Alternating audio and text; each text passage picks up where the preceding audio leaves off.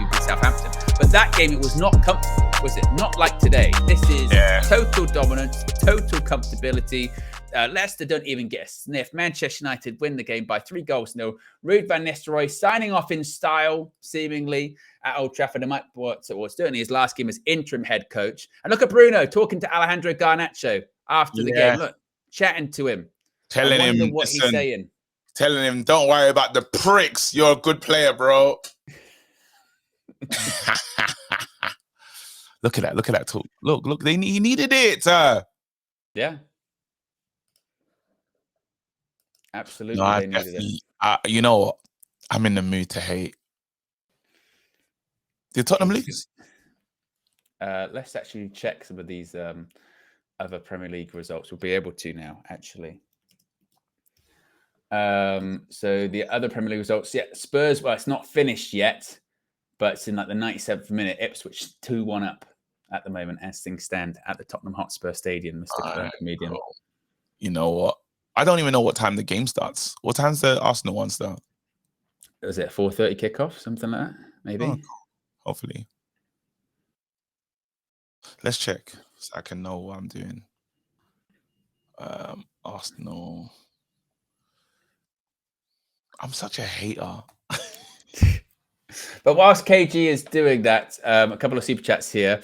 Danny DeVito says, guys, a Route 1 win in the Prem, can't believe my eyes, or maybe a routine win in the Prem, can't believe my eyes. Larry says, Ten Hag is at the Ajax game, got a great reception, delighted for him. Broken Elevator Pitch says, just continuing the cycle of dividing the fan base with point-scoring BS when Garnacho has a rough game. Here comes the I told you so merchants. What do you mean? I think he's saying that we can't. I don't think that's us. He's saying. I think that's others. I don't know. Look, the point is, I think it's kind of crazy. That look, we won today. It's not even the time for it, is it, KG? We won today. 3-0. What we last thing we need to be doing is starting to have a go at each other even when we win games or anything like that. And that's what I'm saying. And that is way more routine than I thought it would probably be. I thought it was going to be, something like a 1-0 or a 2-0. And Ruud van Nistelrooy, big credit to him, huge credit to him, because his task when he was made the interim head coach was to steady the ship. The ship has been very steady for Ruben Amorim. He can say, look, there you go. There's still in all of the cups. Got a win in the Premier League, and also didn't lose in the Premier League. 4 points out of the last 2 games. Scoring some goals actually now as well, KG. 3-0 today. I don't think that means everything's totally fixed and done at Manchester United. There'll be far bigger and more important games against better opposition, but he cannot do more than that. So huge credit to him. Amad Diallo once again starts today, gets an assist. Bruno's starting to score more goals too. You've got still some of the issues maybe when it comes to Højlund, Xerxes going, where's that kind of big striker? Who's going to lead the line for Manchester United? Garnacho, everything's people talking about him, comes on. Still had a bit of a difficult time, but scored a goal. Yeah. So credit to him for that one. Looking at the midfield, going Ugarte, Casemiro, solid again. We know the limitations technically, but my goodness me, do they put a shift in and do they get around them? They won the ball back in good areas. Casemiro and Ugarte did their thing. That partnership is growing, and we had some midfield fight. Like I didn't want to get too crazy about the midfield against Chelsea, but I was like, we wasn't overruled or dominated. Yes, my guy scored that win. He scored the winning goal. What is that kid's name? Caicedo. Yes, he had that moment, right? But then it wasn't domination because the game was a bit of a stinker anyway. But we was winning the ball back and we just was kind of competing in that midfield. But I didn't want to get too excited, too gassed about it.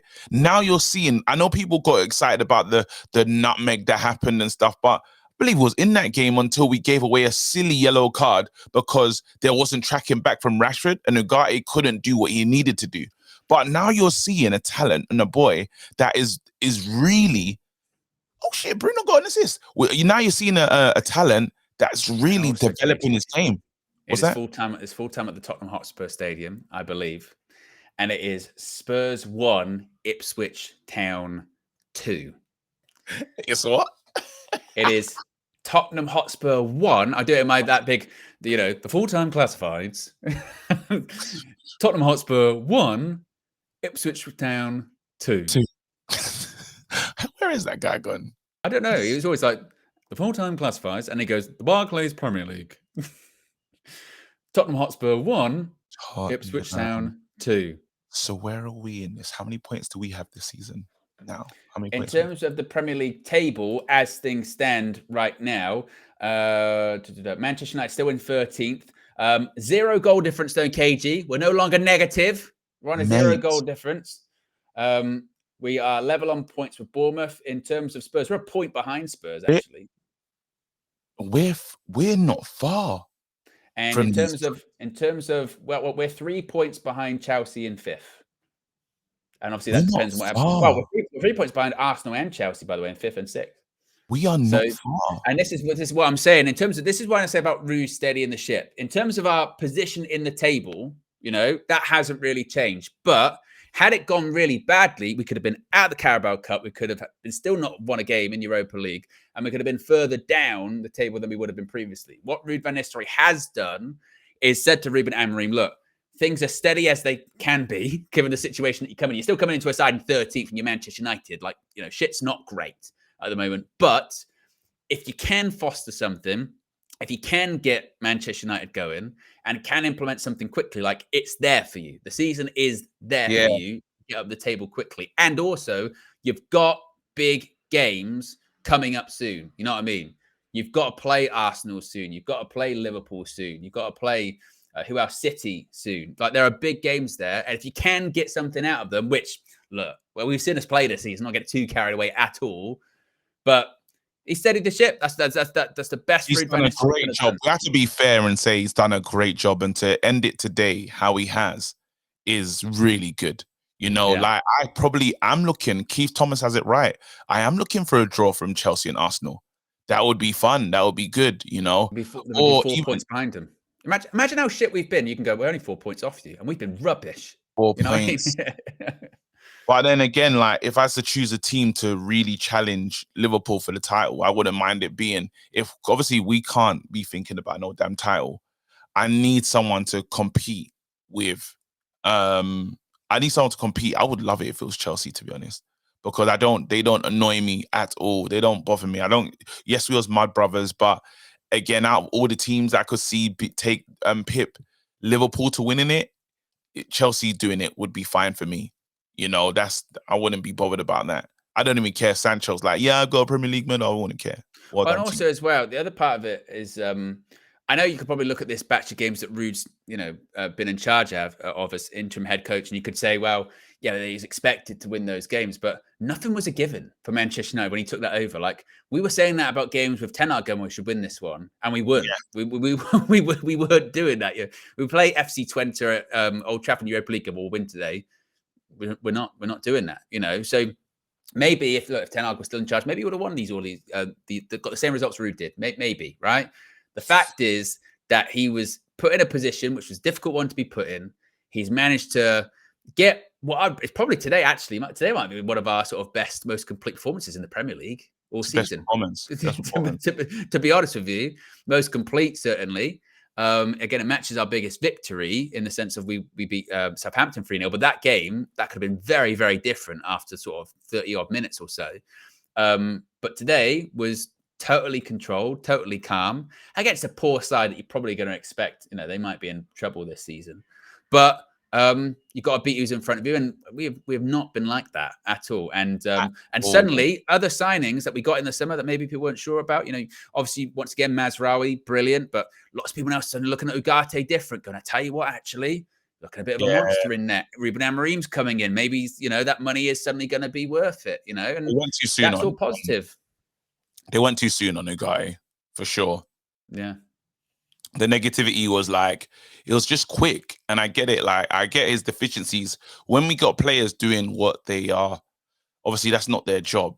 Like, he's there to win the ball and give it to the better players. That's his job, and it's a clear one.